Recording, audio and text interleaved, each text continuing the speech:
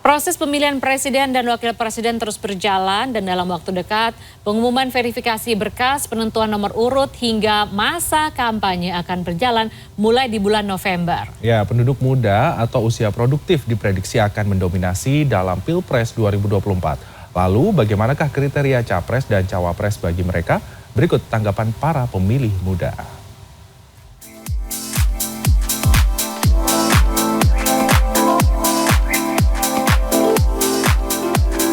Kalau aku pengennya sih yang tegas ya, udah pasti gitu kan. Terus udah gitu yang benar-benar baiklah untuk negara ini gitu. Kalau keinginan saya sih yang bisa memperhatikan yang di bawah ya.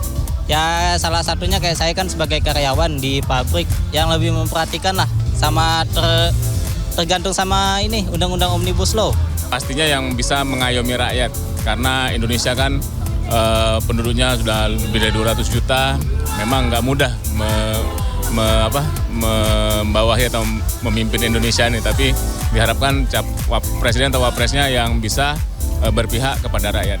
Bagi kaum milenial adalah pastinya yang bisa menentukan masa depan Indonesia yang lebih baik.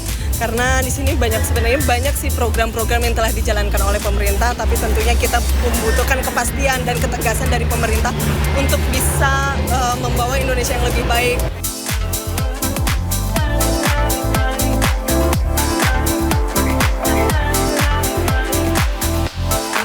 Yang pasti pemberantasan korupsi ya, itu paling penting banget. Terus kalau misalkan BPJS tuh jangan dipersulit gitu. Itu paling penting sih Bapak Presiden, tolong. Mungkin dari kayak lapangan kerja kan di Indonesia juga tingkat pengangguran di Indonesia kan banyak.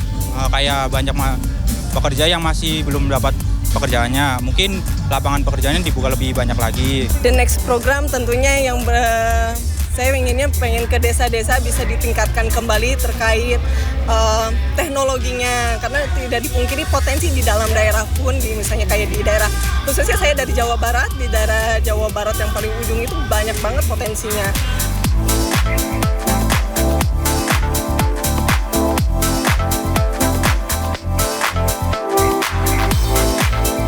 Aja nggak boleh golput ya, benar-benar nggak boleh, karena suara dari kalian semua menentukan siapa calon presiden kita nanti ke depannya. Itu sih hak kita ya, kalau mau golput mau enggak. Misalnya golput ya mungkin kriteria kita nggak ada di situ ya, di calon-calon yang berikutnya. Saya pikir itu yang paling penting ya, jangan sampai golput karena kita memilih pemimpin yang akan membawa kita ke depan. 5 tahun ke depan itu adalah waktu yang cukup panjang, yang mana itu bisa kalau kita milih pemimpin yang bisa memberikan kesejahteraan kepada kita dan memberikan membawa Indonesia ini bisa jadi lebih maju, lebih sejahtera lagi, baik di dalam negeri maupun di luar negeri. Anak muda tuh menentukan masa depan, jadi tolong please jangan golput, buat Indonesia yang lebih baik, lebih maju, dan kita bisa bersaing dengan dunia internasional.